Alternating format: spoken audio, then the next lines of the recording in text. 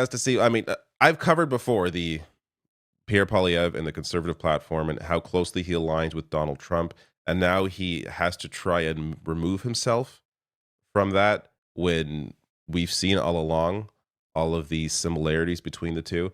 But we'll get to more on that later. This also is very insightful. So this is from Ecos polling. If a federal election were held tomorrow, which party would you vote for? Talking again in terms of a federal election, which party would be your second choice?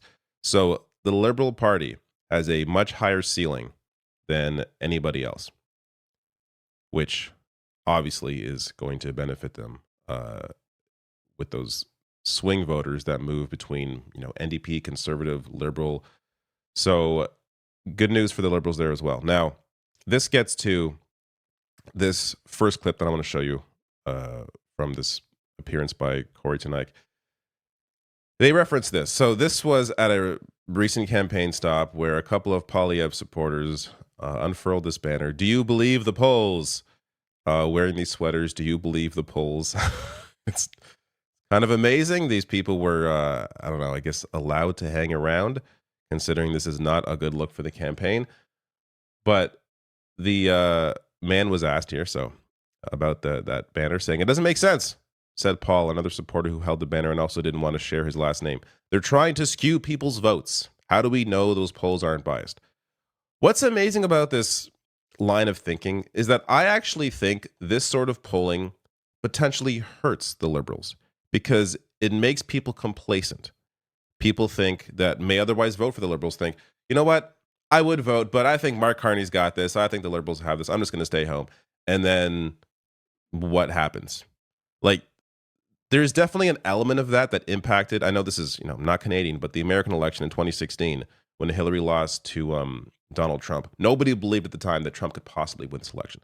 A lot of people that would have voted Democrat stayed home because they just didn't see a point to go out and vote. And ultimately, we all know what happened.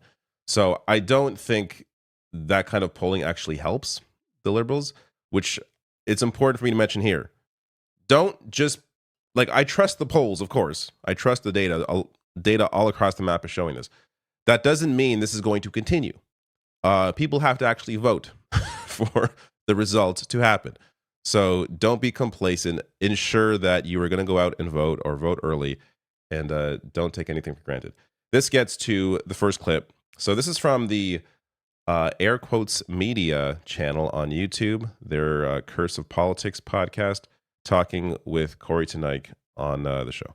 I've seen no evidence that this campaign is at all interested in research at any fucking level. When you're running around in fucking hoodies saying, don't believe the polling, like you are like the Flat Earth Society campaign. Like that's what you've actually reduced yourself to. I've got a bad name with some people in the Conservative Party for pointing out at the beginning of the campaign that, the election is pivoted towards Trump.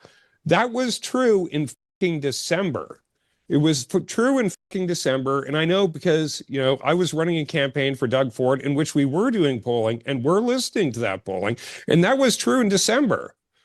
And it was true in January and February and March, right? But I see no evidence that they have actually polled and that they are actually following polling and research and anything that is even remotely conventional in how you manage a fucking campaign. And that's why they're losing. And they're losing. Let's just pause and point out they have blown a 25 fucking point lead, which is you want to talk. We talk sometimes about campaign malpractice. Blowing a 25-point lead and being 10 points down is fucking campaign malpractice at the highest fucking level. So I think it's important to be clear here that the only reason this is making headlines right now, and a lot of places are reporting on these comments, is the fact that he is a conservative strategist and ran Doug Ford's campaign successfully. And clearly, Doug Ford is a much more popular politician than Pierre Poilievre is, and I'll get to some of that polling in a second. But everything said here is just sort of obvious. They blew a massive lead. But there's something not mentioned here. So I'll get to that in a second. I just want to share this point to back up what Tory tonight is saying. This polling here from Abacus Data. So here's what Canadians want to see discussed in the leaders' debate next week, according to the latest. So Donald Trump, or dealing with Donald Trump and his administration, is the number one topic.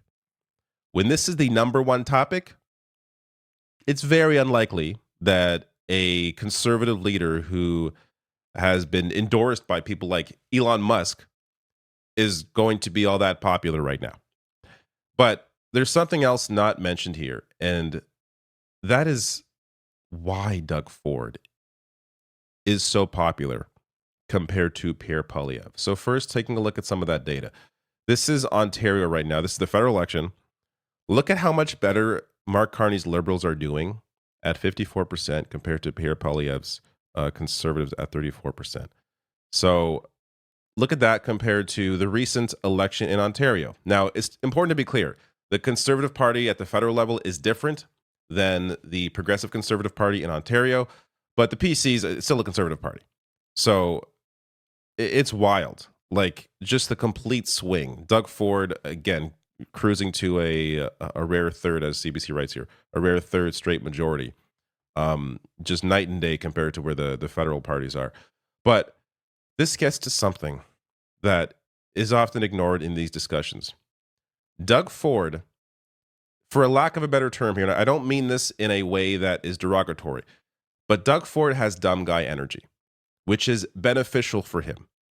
Despite his horrible policies and the destruction that he has wrought on Ontario over his successive governments, despite all of that, he remains popular, at least partly because of his dumb guy energy. He is a man that is able to connect with people in a way, in a personal way, that few politicians are able to. Now, I don't want to discount the fact that Doug Ford has been, raging against the Trump administration and the tariffs. That has also been, of course, a major factor for his continued popularity.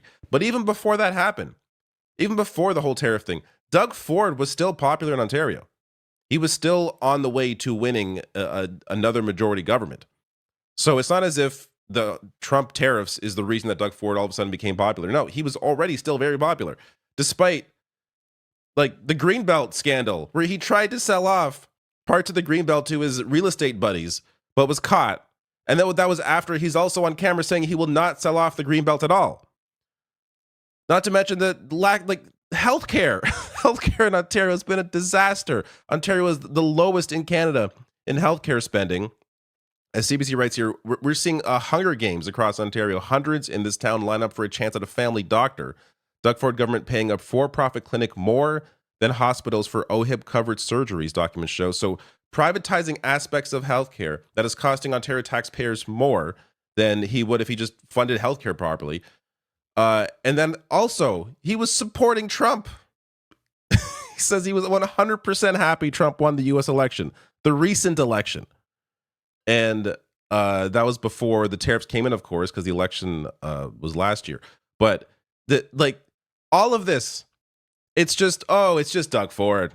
It's Doug Ford. I know Doug. Doug Ford's a nice guy. I can have a beer with Doug Ford. He gets away with stuff that nobody else would get away with. Kathleen Wynne, the Liberal premier before Doug Ford came in, sold off a portion of hydro energy in Ontario, basically privatized it. And that was a big campaign issue for her. And Doug Ford was attacking her on that.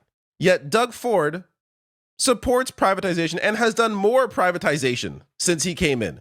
So Kathleen Wynne lost on one of the major issues on privatizing hydro, yet lost to somebody who supports more privatization. Make it make sense. Doug Ford gets away with so much because of his personality. It's a thing that Pierre Poilievre doesn't have. He doesn't have personality. He's barely a person. So, of course, Pierre Poilievre, even if he ran a great campaign, I don't think it would really matter right now because of the moment that we are in, and on top of the fact that he is just not a likable person. This gets to the, I just want to mention, as Guardian writes here, Doug Ford, right-wing populist, becomes Canada's anti-Trump figurehead. So this is definitely a huge element for why Doug Ford remains popular. But again, he was still popular before all of this happened. this gets to this clip here.